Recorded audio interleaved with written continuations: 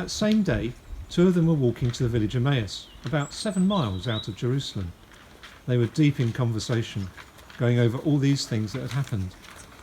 In the middle of their talk and questions, Jesus came up and walked along with them, but they were not able to recognise who he was. What are you guys talking about? They just stood there, long-faced, like they had lost their best friend. Are you the only one in Jerusalem who hasn't heard what's happened during the last few days? What's been going on?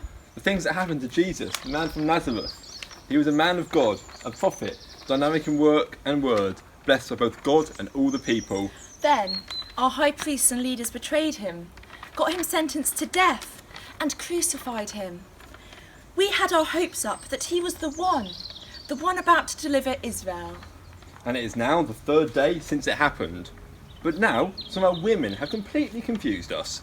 Early this morning they were at the tomb and couldn't find his body. They came back with the story that they had seen a vision of angels who said he was alive. Some of our friends went off to the tomb to check and found it empty, just as the women had said. But they didn't see Jesus. You are so slow to understand. Can't you see? It's exactly as the prophets told you. You see, these things had to happen. The Messiah had to suffer, and only then enter into his glory. Then he started at the beginning with the book of Moses and went on through all the prophets, pointing out everything in the scriptures that referred to him. They came to the edge of the village where they were headed. He acted as if he were going on, but they pressed him. Stay and have supper with us. It's nearly evening. The day is finished. So he went in with them. He sat down at the table with them. Taking the bread, he blessed and broke and gave it to them. At that moment, open-eyed, wide-eyed, they recognised him. And then he disappeared. They couldn't stop talking about it.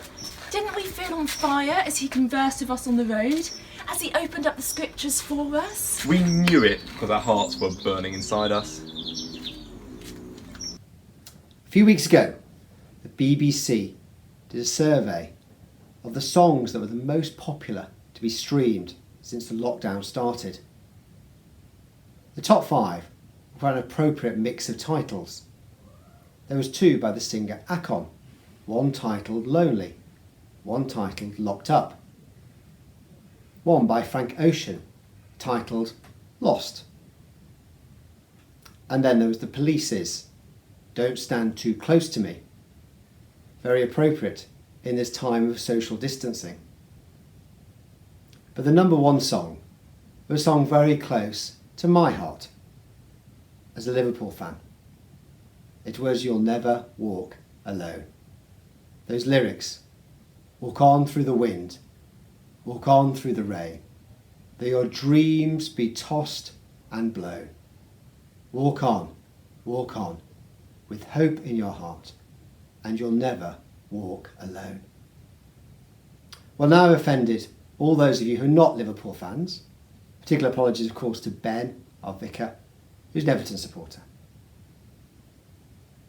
But actually those words seem very appropriate at this current time, when many people must feel very alone. Maybe you're one of them.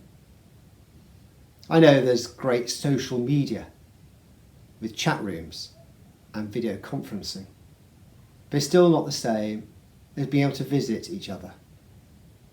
Maybe your children are unable to visit your cousins or your friends, go on play dates. Those are grandparents who can't visit their grandchildren and their children too. And what of those in nursing and care homes, unable to receive visitors? And those sick in hospital, unable to be close to loved ones. One of the cruelties of this pandemic has been that many people walk alone. We're now reading this morning that was so well acted by the Burt family. Thank you to them. The 2 followers of Jesus may have been together, but I think they walked very alone. They've been with the disciples over the past week, the start at Palm Sunday, the joy and excitement of Jesus arriving in Jerusalem, ready to make things right. And then it had all gone wrong. Jesus betrayed, arrested, tortured, crucified. You can imagine the shock, the grief, the despair. And then 2 days later, they've heard some troubling things, some troubling rumours. Some of the disciples have found the tomb is empty. Some of the women have said they've seen an angel who said that he's alive. It sounds like nonsense, like wishful thinking, like false hope. I wonder if that's why these two followers of Jesus decide they need to get out of Jerusalem, to go to a nearby village, Emmaus, to walk alone in their grief and despair. It seems to be a very slow walk as they think over what's happened over the past week, the shock, the grief. And just while they're doing this, a man comes alongside. It's probably the last thing they want to see. He interrupts them. Even worse for them is the fact this man doesn't even seem to have known what is going on. He's been in Jerusalem. It's been the talk of Jerusalem. What has this man been doing? Saving the world? They stop. I wonder if they hope the man will carry on. But he doesn't. And so in the end they explain what's been happening to them and to Jesus. This Jesus, they said, he was amazing. But they crucified him.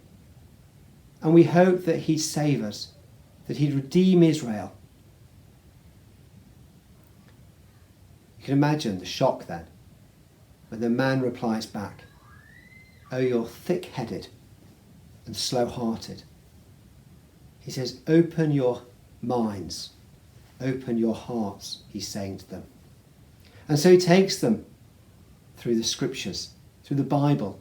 Maybe he starts at Adam, through to Abraham, Moses, probably to Isaiah too, who tells of a servant who must suffer and die for his people and then rise again. It must have been the most amazing walk. Their hearts warmed. But I wonder if they still had a nagging question. But where is this Jesus? Do dead people really rise? They get to Emmaus. The man seems to want to carry on. But they invite him in for a meal. And as he breaks bread, they realise.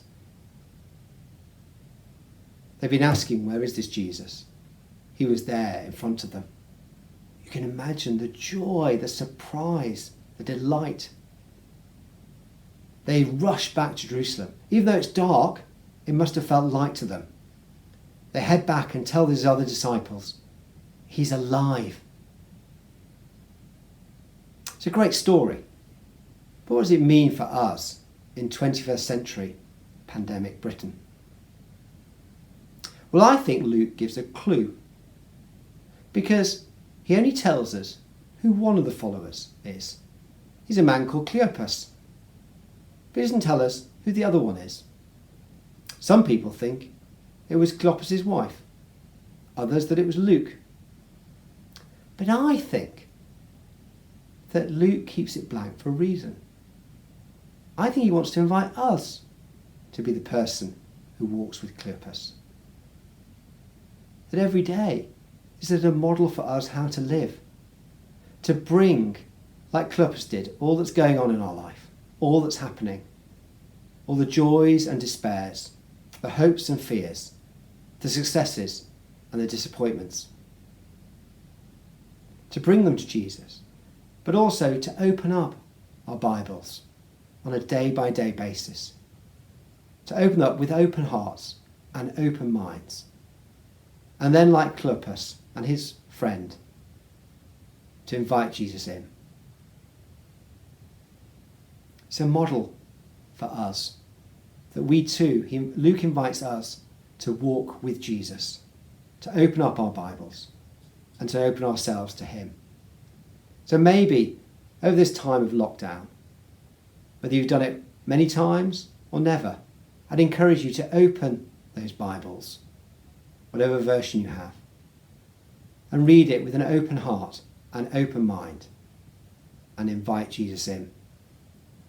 Because the message of the resurrection is that Jesus, he was alive and with the disciples, and is alive and with us now. And that if we have Jesus in our life, then we truly can sing those words, walk on,